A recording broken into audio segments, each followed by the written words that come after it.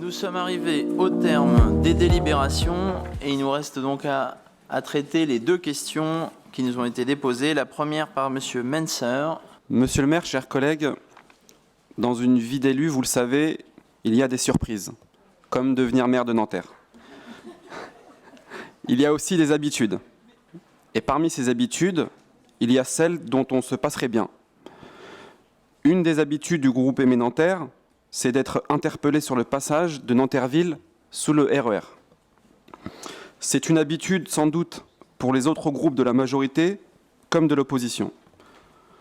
On l'a déjà évoqué lors des précédents conseils municipaux. Et cette mauvaise habitude, monsieur le maire, des Nanterriens craignent de traverser cet espace théoriquement public, montre bien qu'il ne l'est plus. Il a été privatisé. Par qui ? Des délinquants, par des vendeurs à la sauvette, des harceleurs, qui se livrent au plus abject des sexismes. Ces commentaires dégradants, ce sont les Nanterriennes et Nanterriens qui les prennent en rafale. Ces outrages sexistes ne sont qu'une partie des agressions verbales et physiques qui accueillent les Nanterriens et les passants dans ce secteur. Les vols à l'arraché, les pickpockets sont monnaie courante et là encore, les femmes, c'est-à-dire nos femmes, nos sœurs, nos mères, nos filles, nos amis sont les premières visées. Monsieur le maire, le hashtag MeToo, tous les Nanterriens peuvent bien les afficher sur les réseaux sociaux. Mais seuls les Nanterriens élus siégeant à ce conseil peuvent agir en première ligne face à cette situation ancrée, hélas, dans notre territoire. Alors oui, monsieur le maire, l'État pourrait ceci, la région pourrait cela. Mais être une ville féministe, c'est parfois agir de nous-mêmes sans attendre des autres. Ne me laissez pas dire qu'on ne fait rien. Cependant, cette situation, rien ne bouge pour les concitoyennes de Nanterre. Car malgré l'engagement de la police municipale et nationale, et je tiens par ailleurs à saluer leur travail, ce point de fixation demeure. Aussi, monsieur le maire, au-delà des mesures ponctuelles d'opération de police que vous avez déjà évoquées et qui sont certes nécessaires, et je les salue, que comptez-vous faire que comptez-vous trouver comme solution plus efficace sur un plus long terme pour redonner leur ville cet espace précis et redonner aux Nanterriennes et aux Nanterriens de notre route un aspect et un secteur agréable. Je vous remercie. Je vous remercie, Monsieur Menser. Mesdames et messieurs, chers collègues, merci Monsieur Menser d'avoir posé cette question qui me permet effectivement de pouvoir assurer que toute l'équipe municipale partage votre inquiétude face à ce phénomène de vente à la sauvette qui, s'il est bien loin d'être propre à Nanterre, comme en atteste encore la lecture du Parisien ce matin, détériore considérablement le climat aux abords de la gare RER Nanterreville, ce qui est absolument intolérable. Même si vous passez un peu rapidement sur le sujet, il revient bien à la police nationale d'intervenir pour mettre fin à cette situation insupportable. C'est d'ailleurs la raison pour laquelle je viens d'interpeller encore une fois le préfet des Hauts-de-Seine à ce propos, afin de lui demander une nouvelle fois encore de renforcer la présence des forces de l'ordre de manière visible aux abords de la gare, afin d'interpeller les vendeurs à la sauvette qui sévissent dans ce secteur. Parallèlement, la majorité municipale agit et vient précisément d'entériner un plan d'action qui se décline en plusieurs axes. Depuis 2 semaines maintenant, vous l'aurez sans doute constaté, les agents de la police municipale sont présents de manière statique aux abords de la gare, sur des temps donnés, de façon à dissuader les vendeurs à la sauvette de sévir sous le passage souterrain. Dans ce cadre, et pour votre parfaite information, ils ont déjà saisi un volume important de marchandises de contrebande. Nous nous apprêtons également à déployer une campagne de communication visant à assécher la demande, puisqu'il y a une demande aussi, en sensibilisant les acheteurs potentiels, non seulement sur le montant important des amendes appliquées pour l'achat de cigarettes de contrebande, mais aussi pour renforcer le message de prévention lié à la nocivité de la consommation de cigarettes contrefaites.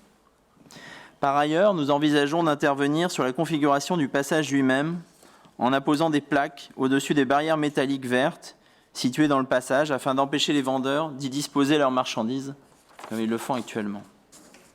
La municipalité a par ailleurs sollicité la SNCF, propriétaire de la structure du passage souterrain, pour l'informer de notre volonté de mettre en place une action coup de poing qui consisterait à fermer temporairement le passage souterrain durant 48 heures, afin de contraindre les vendeurs à la sauvette à se déployer en surface, ce qui faciliterait ainsi leur arrestation. Cette opération pourrait avoir lieu en mars, après l'ouverture de la nouvelle voie de Tony Morrison, qui reliera les quartiers du chemin de Lille et du centre, de sorte que celles et ceux qui utilisent ce passage pour passer d'un quartier à l'autre soient le moins gênés possible. Les usagers de la gare pouvant déjà utiliser le passage intérieur de la station pour passer d'un quai à l'autre. Nous avons bien conscience que cette fermeture temporaire pourrait constituer une contrainte, particulièrement pour les habitants du chemin de Lille qui veulent se rendre au centre-ville. Mais face à ce phénomène intolérable et au climat qu'il génère, nous serons sur place avec toute l'équipe municipale pour expliquer notre démarche aux usagers du RER, aux riverains et aux commerçants et les inciter à se joindre à nous, et je vous invite également à le faire, à l'image des mobilisations qui ont pu avoir lieu dans d'autres villes franciliennes confrontées au même phénomène, telles Noisy-le-Sec ou Ivry-sur-Seine. Si notre municipalité hausse le ton, elle agit avec les moyens qui sont les siens et dans la stricte limite de ses prérogatives. Et sur un sujet comme celui-là, chacun sait bien qu'une ville ne peut régler le problème seule, aussi insupportable que soit ce problème. Avec les Nantériennes et les Nantériens, il nous faut continuer d'exiger, ensemble, que l'État engage une présence effective et dans la durée de la police nationale aux abords de la gare, et de ne pas renoncer non plus à obtenir du département des Hauts-de-Seine qu'il prenne toutes ses responsabilités, notamment en accompagnement mieux les jeunes mineurs isolés, qui sont des proies faciles pour les trafiquants aux abords de la gare de Nanterville. Je vous remercie. Nous passons à présent à la dernière question qui est posée par M. Christophe Ribaud. Et c'est Alexis Martin qui lui répondra. Monsieur le maire, chers collègues, on a tous peut-être en travers la défaite de vendredi soir dernier face aux Irlandais, mais on a quand même un beau club de rugby à Nanterre. Le Racing Nanterre Rugby, c'est un club en plein essor depuis plusieurs années, notamment porté par les très bons résultats de ses équipes seniors et féminines, il faut le souligner. Et si elles ont le mérite d'exister, les infrastructures et notamment le terrain du stade Vincent Pascucci, aujourd'hui, sont plus adaptés à l'évolution, aux exigences d'un club qui évolue avec succès en niveau régional aujourd'hui et qui devrait, on l'espère tous, évoluer à un niveau plus élevé très bientôt. Ce terrain est souvent dans un état plus que moyen, faute d'un entretien très lourd, d'ailleurs très en consommation d'eau évidemment, mais aussi entretien difficile. Les intempéries des saisons d'automne et d'hiver le rendent régulièrement inaccessible. Il ne permet pas d'accueillir parfois jusqu'à 4 matchs par week-end, 2 matchs d'équipe senior, 2 matchs d'équipe féminine et d'une équipe junior masculine, pardon. Et puis surtout, je trouve qu'il ne reflète pas l'image de notre ville et d'un club. Et quand nos équipes adverses viennent chez nous, c'est un peu dommage, je trouve, qu'ils arrivent dans ce stade-là. L'an dernier, il était prévu de voter, il avait été pré-prévu, pour être très précis, dans un agenda de conseil municipal qui finalement avait évolué, de voter un budget pour transformer ce terrain aujourd'hui naturel en terrain hybride ou semi-hybride. Ce qui a l'avantage de pouvoir rendre le terrain accessible, notamment pendant les saisons d'hiver et d'automne, et puis de nécessiter une consommation d'eau bien inférieure à ce que ça nécessite aujourd'hui.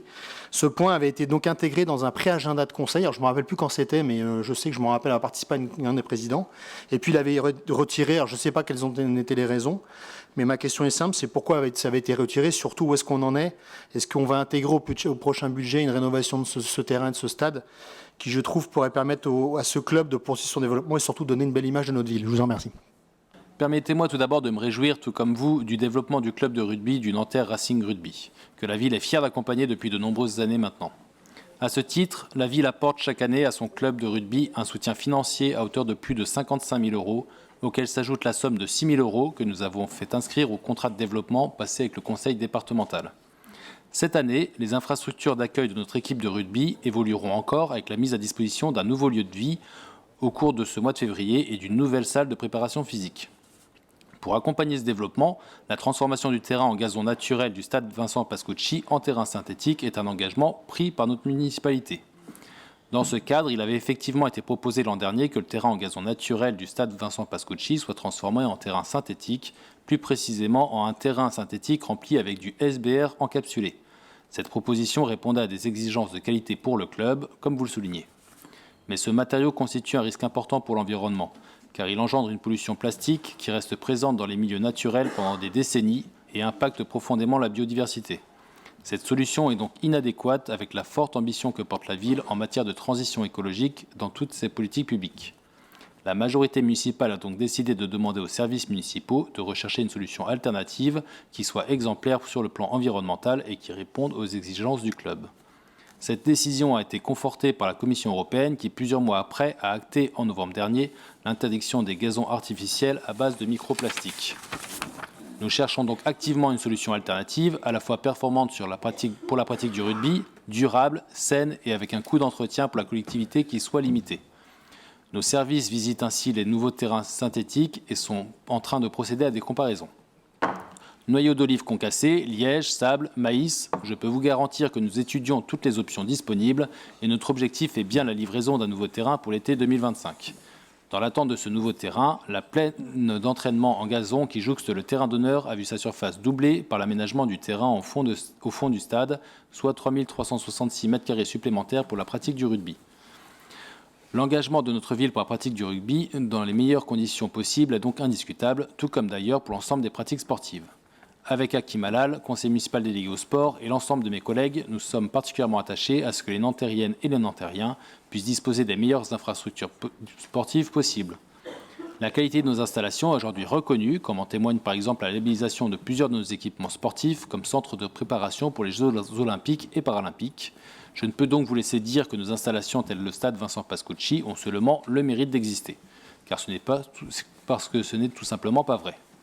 Rappelons que ces dernières années, nous avons entre autres rénové la piscine du Palais des Sports ou encore la piste du stade Jean Guémier et donc demain le terrain de rugby du stade Vincent Pascucci. Je vous remercie. Je vous remercie sur ce thème rugbystique. Je vous donne rendez-vous lundi 25 mars 2024 pour le vote du budget. Et je vous souhaite une bonne soirée.